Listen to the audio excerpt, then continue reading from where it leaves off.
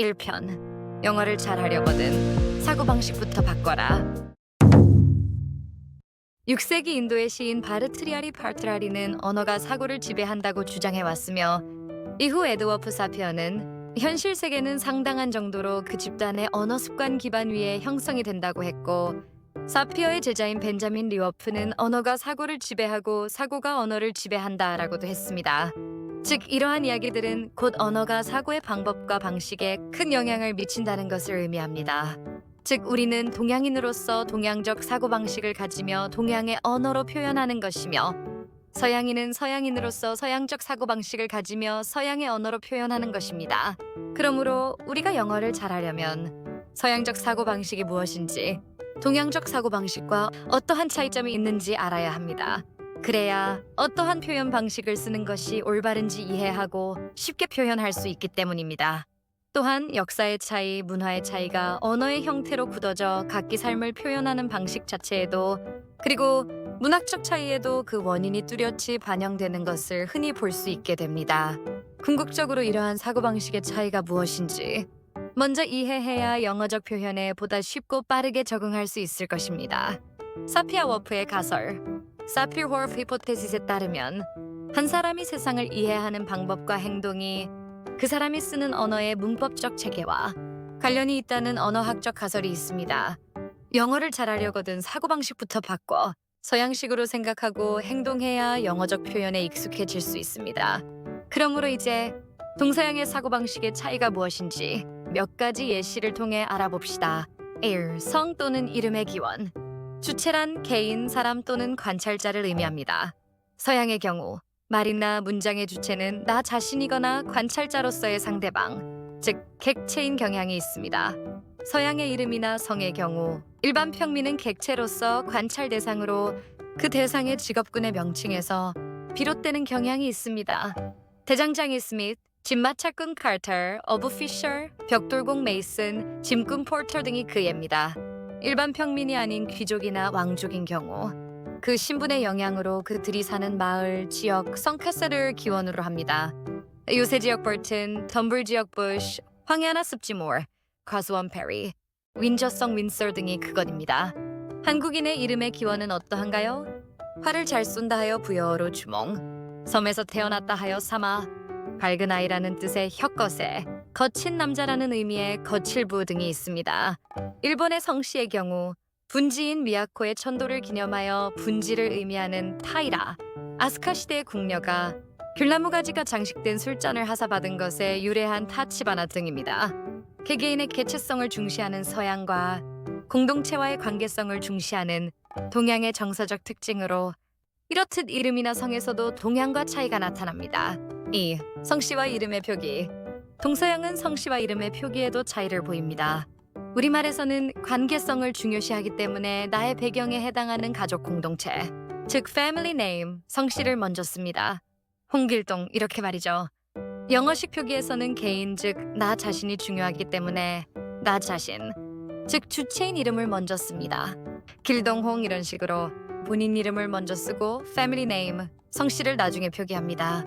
이렇듯 개인 성향이 강한 서양과 공동체 성향이 강한 동양의 인종적, 환경적, 문화적 차이점을 고려한다면 그 언어의 특성 또한 이해하기 쉽고 표현하기에도 더욱 쉬워질 것입니다.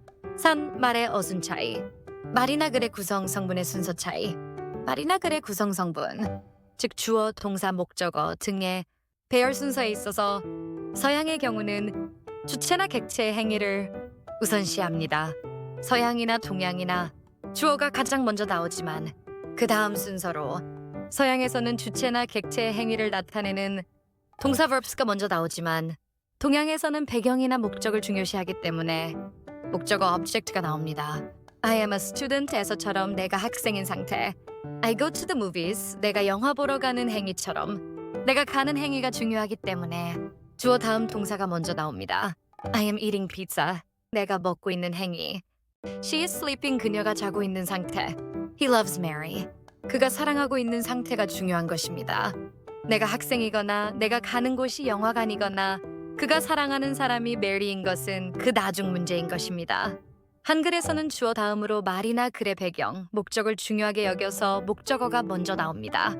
나는 학생이다 해서 나는 학생인 게 중요하고, 나는 영화관에 간다 해서 내가 어딜 가는, 영화관에 가는지 학교에 가는지 아니면 운동장에 가는지 목적이나 대상을 우선시하는 것입니다. 내가 학생인 게 중요한 것이고, 내가 학교가 아닌 영화관에 가는 것이 중요하며, 내가 라면이 아니라 피자를 먹는 것을 중요하게 여겨 그 말의 순서가 주어 다음으로 목적어가 오고 서술어 동사가 오는 형태입니다. 심지어 한국어에서는 주어가 종종 생략되기도 합니다. 영어에서는 명령문 이외에서는 주어를 좀처럼 생략하지 않습니다. 영어는 왜 주어 동사 목적어 순서인지 그 이유와 차이점에 대해 알아보았습니다. 이제 어순의 특징과 개념을 이해했다면 영어를 구사할 때 나라는 주체의 상태나 행위 혹은 다르니 객체의 상태나 행위를 먼저 말한다는 개념으로 표현하고자 노력해 봅시다. 이러한 꾸준한 사고 전환과 충분한 연습을 통해 사고방식을 전환한다면 굳이 문장의 2형식, 3형식, 5형식 따위로 문장의 형식을 외우려 들지 않아도 자연스럽게 이해할 수 있게 될 것입니다. 주소 표기의 차이. 주소의 표기에 있어서도 마찬가지 차이점을 볼 수 있습니다. 한국에서의 주소 표기 방식은 관계성, 공동체, 배경을 중시하기에 국가시도, 구군, 동도로명, 번지순으로 적습니다. 즉 큰 단위에서 작은 단위 순으로 씁니다. 서울시청 주소를 예를 들면 대한민국 서울특별시 중구 세종대로 10 이렇게 말이죠. 일본에서도 같은 순서로 표기합니다. 그럼 미국식 주소 표기 방식을 알아볼까요? 미국식 주소 표기 방식은 나 자신이 주체이므로 내가 있는 곳을 먼저 씁니다. 즉, 개체성이 중요합니다. 뉴욕시청 주소를 예로 들어봅시다. 22 Reed Street, New York, NY 1007, USA.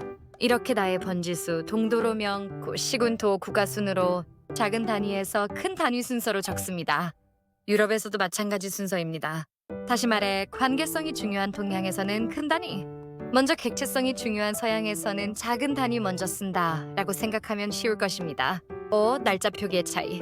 동양과 서양은 날짜 표기에 있어서도 그 차이를 보입니다. 우리말에서는 큰 단위를 먼저 사용합니다. 한국식에서는 큰 단위인 연도부터 먼저 사용하지만 서양식에서 특히 영국식은 일자를 먼저 쓰고 미국식은 월을 먼저 씁니다. 한국 날짜가 2010년 1월 5일이라면 일자를 먼저 쓰는 영국식은 5일 1월 2010년, 미국식은 1월 5일 2010년 이렇게 월을 먼저 표기합니다. 약간의 차이는 있지만 편의에 의해 변형된 차이일 뿐 작은 단위 먼저 쓰고 다음 더 큰 단위를 사용하여 표기합니다. 즉 서양식에서는 나 자신을 중심으로 현재의 가치를 가장 중요시한다는 의미입니다. 자기소개의 차이. 자기소개에 있어서도 우리나라의 경우 과거에는 전형적으로 본인의 출신 배경과 성장 과정에 대한 표현을 중요시 여겼습니다. 너 어디 사니? 너그 아버지 뭐 하시노?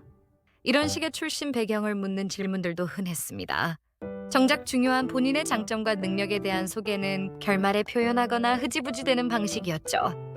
미국식 영어 표현에서는 자기 자신이 중심이므로 그야말로 자신의 소개, 자신의 경력과 장점을 서두에 표현하며 줄을 이룹니다.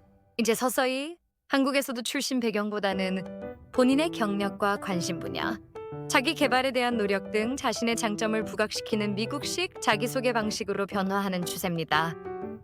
이렇게 1편에서는 영어를 잘 하려거든 사고방식을 바꿔라 라는 주제로 동양과 서양 간의 가치관, 환경, 관습이 언어에 어떻게 영향을 미치는지, 문법, 표현, 표기 방식에서 어떻게 다른지에 대해 알아보았습니다. 사물을 보는 시각에 따라 관점이 달라지듯 언어적 사고방식을 바꾸면 좀 더 쉽고 자연스럽게 익힐 수 있습니다. 지금까지 간지대왕의 훈민영 1편이었습니다. 2편에서는 아파트 라는 주제로 동서양의 문화적, 정서적 차이가 언어적으로 어떠한 차이를 보이는지 알아보겠습니다. 그럼 잊지 말고 다음 강의에서 또 만나요. 안녕!